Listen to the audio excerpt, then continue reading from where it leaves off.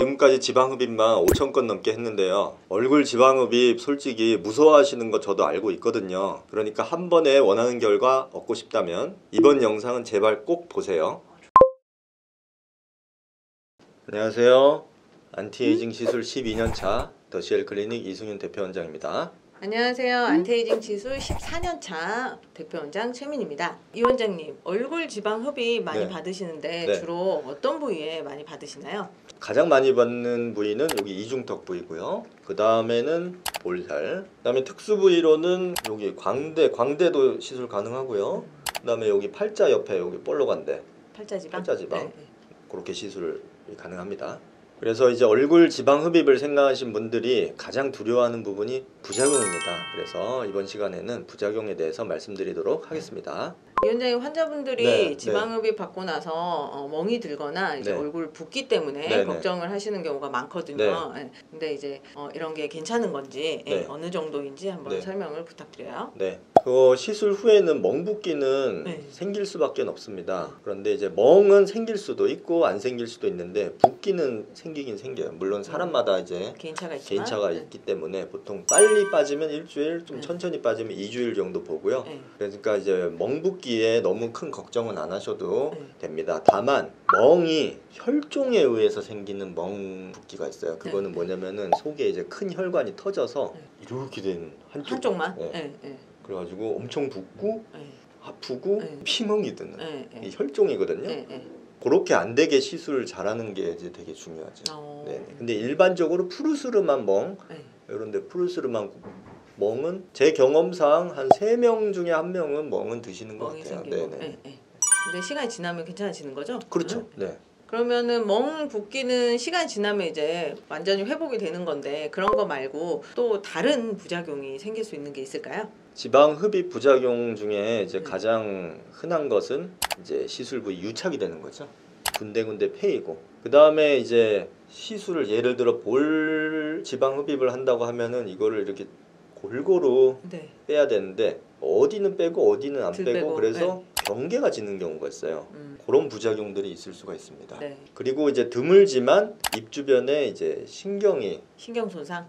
손상까지는 아니지만 일시적으로 좀 기능이 떨어져서 한 2-3달 동안 입술 움직임이 좀 둔해지거나 그런 거가 가끔 있을 수 있어요. 부작용 생기는 가장 큰 원인은 이제 시술을 너무 과도하게 했을 텐데, 얼굴에 지방 흡입할 때 가장 중요한 거는 시술의 깊이입니다. 그래서 이제 피부가 있고 속에 이제 근육층이 있으면 요 중간에 피하 지방층인데 지방을 뺄 때 피부 바로 밑에 있는 지방층은 억지로 빼지 말아야 돼요. 그걸 이제 표층 지방층. 그래서 속에 거, 깊이 있는 거, 심층 지방, 그거를 빼야 되거든요. 그런데 이제 사실 시술을 처음 이제 초보인 경우에는 깊이 있는 거를 빼는데 이제 두려움도 있고, 그래서 이제 피부 밑에를 빼는 경우가 많아요. 그러면 이제 피부 밑에를 지방을 억지로 빼면 어떤 일이 생기냐면은 진피층 바로 아래쪽이 손상이 되고, 진피층 바로 앞에가 손상이 되면은 유착 위험이 높습니다. 피일 수가 있고, 그래서 한꺼풀 남겨두고 이제 속에 걸 빼야 되고, 그 다음에 피부 바로 밑에 지방을 너무 많이 빼면 또 피부도 너무 얇아지고, 그래서 속에 거를 빼는 거예요. 그래서 저 뭐 지방 싹 다 빼주세요, 있는 거 싹 다 빼주세요 막 이렇게 너무 얘기하시는데 싹 다 빼면 안 돼요. 불필요한 것만 속에 것만 빼는 거예요. 그리고 부작용 중에 아까 시술 잘못하면 경계가 오히려 더 질 수 있다고 말씀하셨는데 그거는 왜 그렇게 되는 건가요? 볼 지방 흡입 같은 경우에 여기 입 바로 옆에서부터 귀까지 이렇게 요 부분을 빼거든요. 근데 이제 병원마다 스타일이 다 다르긴 하지만 저는 입 바로 옆에까지 뺐는데 입 주변이 위험해요. 입 주변이. 요게 신경이 많아서. 그러면은 이제 여기까지만 빼는 경우가 있어요. 그래서 이렇게 여기까지, 여기도 불룩하니까 요렇게 빼야 되는데 요렇게 빼는 경우가 있고 여기는 안 뺍니다. 그러면 중간에 이제 경계가 지는 건데 요런 경우들이 있어요. 저는 사실은 여기를 안 뺄 거면 그냥 아예 안 건드리는 게 낫다고 생각해요. 할 거면 다 빼고 안 할 거면은 그냥 아예 안 해야 되는데 반만 뺀다? 여기만 뒤에만 뺀다? 그러면은 여기가 푹 꺼지고 앞에는 남아있고, 그러면 문제가 뭐냐면 경계도 지고 앞이 불룩한 게 더 심해 보여요. 더 처져 보이고 거죠? 그 별로 안 좋거든요. 그래서 할 거면은 이게 이렇게 매끈해 보이게 전체적으로 하는 게 좋습니다. 그래서 이제 전체적으로 하려면은 입 주변에 신경 손상 없이 시술이 돼야 되잖아요. 그렇죠. 네. 이제 그게 핵심이에요. 여기가 무섭거든요. 네. 그래서 관을 그렇게 깊이 못 집어넣는데 여기를 네. 어떻게 해가지고 이렇게 네. 뚫어가지고 네. 고기를 탁 넣어가지고 어떻게 하면은 신경 피하면서 할 수 있어요. 여기를 신경 손상을 피하면서 빼는 어떤 노하우가 있어요? 근데 그거는 지방흡입 몇천 명 하면서 생긴 노하우인데 네. 네. 말로 설명하기는 사실 어려운 부분이 많습니다. 아 그래요? 아니 그거 진짜예요? 알겠습니다. 아니 이거 카메라 끄고 얘기해 보세요. 그래도 말하기 어려워. 이 원장님 솔직히 네. 다른 병원에서 얼굴 지방흡입 수술 받고 막 유착되고 울퉁불퉁하고 패여가지고 네. 그 교정하고 싶다고 저희 병원에 되게 많이 오시잖아요. 네. 모 병원 되게 부작용 많이 내는 병원 제가 알고 있는데 차마 말은 못하겠지만 그러면 이렇게 부작용 안 생기게 하려면 피하려면 어떤 방법이 있을까요? 환자분들이 부작용을 피할 수 있는 방법은 의사 잘 찾아가는 것밖에 없는데. 그거 진짜 중요한 것 같아요. 네. 왜냐면 본인이 어떻게 피할 방법이 없잖아요. 네. 모든 게 시술자의 능력에 따른 거니까. 그래서 의사를 잘 찾아가야 되는데 그걸 어떻게 찾아가냐. 근데 어쨌든 이제 상담하러 갔을 때 일단은 이제 시술을 잘하려면은 많이 해봐야 되는 거잖아요. 그렇죠. 네. 그래서 이제 1000명 해봤는지 얼마나 해보셨는지 이제 뭐 이런 거를 대놓고 물어보기는 좀 그렇긴 하지만 저는 그래서 제가 먼저 얘기할 때도 많아요. 왜냐면은 저랑 상담을 할 때 걱정이 너무 많이 드신 분들은 걱정을 덜어드리기 위해서 이제 말씀을 드리거든요. 많이 하면은 이제 노하우가 많이 축적이 돼서 잘 하시게 돼 있어요. 근데 그렇죠. 이제 시크하신 원장님들은 설명 별로 안 하시는 원장님들 제가 잘해드릴게요. 그게 끝이야. 물어보는 질문에도 몇 마디 안 하고 그런 원장님들도 있겠죠. 있는데 이제 요즘에는 원체 이제 많이 물어보시고 걱정도 많고 부작용 직접적으로 되게 많이 물어보시고요. 그렇죠. 검색해보면 다 적어가지고 오셔가지고 맞아요. 막 물어보시는데 의사가 자신감 있게 먼저 얘기를 할 수 있어야 된다고 생각을 해요. 왜냐면 부작용을 안 낼 자신이 많으면은 자신이 있으면은 부작용 얘기하는 거에 대해서 꺼리낌이 없거든요. 그래서 뭐 패일 수 있고 뭐 안 패이려면 어떤 식으로 할 거예요. 뭐 경계가 질 수 있고 그래서 경계 안 지기 위해서 뭐 어떻게 할 거예요. 뭐 이렇게 설명을 하면은 받아들인 입장에서 좀 안심이 되잖아요. 그렇죠.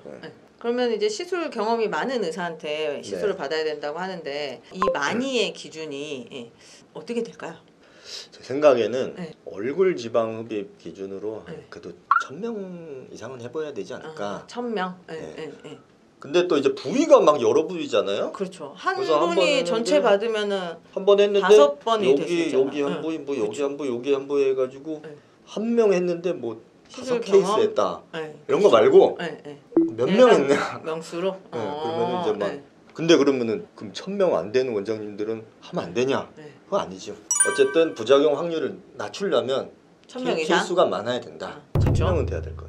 1000명 이상. 2000명 이상은 많지는 않을 테니까 1000명. 이렇게 상담을 받다 보면 부작용에 대해서 명확하게 얘기를 해주시는 분이 있고 또 그냥 안 해주시고 다 잘 될 거다라고 그냥 말씀해 주시는 분이 있거든요. 어떤 분이 더 좋은 선생님이실까요? 그냥 두루뭉실하게 걱정하지 마세요. 다 잘 돼요. 이거보다는 그냥 딱 구체적으로 얘기를 해주는 게 좋죠. 이런 부작용이 생길 수 있으니까 이런 식으로 시술합니다. 뭐 저런 부작용이 생길 수 있으니까 이런 식으로 시술합니다. 그다음에 이제 설명을 할 때 사실은 모든 분들이 꿈과 희망을 가지고 상담을 받으러 오시는데 사실 가능한 부분이 있고 가능하지 않은 부분이 있어요. 맞아요. 불가능한 부분을 가능하게 원하시는 분들은 그 솔직하게 말씀드려야지. 이런 건 조금 어렵다. 그렇지만 요 정도는 가능하다. 뭐 이렇게 맞아요. 그런 거를 솔직하게 말하는 의사들이 보통은 이제 시술 많이 해본 의사들은 좀 점점 더 솔직해져. 왜냐면은 시술을 많이 해보시는 의사분들은 환자 많이 오잖아요. 그렇죠. 그래서 안 되는 것까지 억지로 하려고 하지도 않아. 아니 안 돼요. 이건 됩니다. 이게 딱 명확하면은 좋죠. 이 원장님은 그러면은 안 되는 건 안 된다, 되는 건 된다 이렇게 조금 명확하게 말씀을 해주시는 편인가요? 좀 그런 편이죠.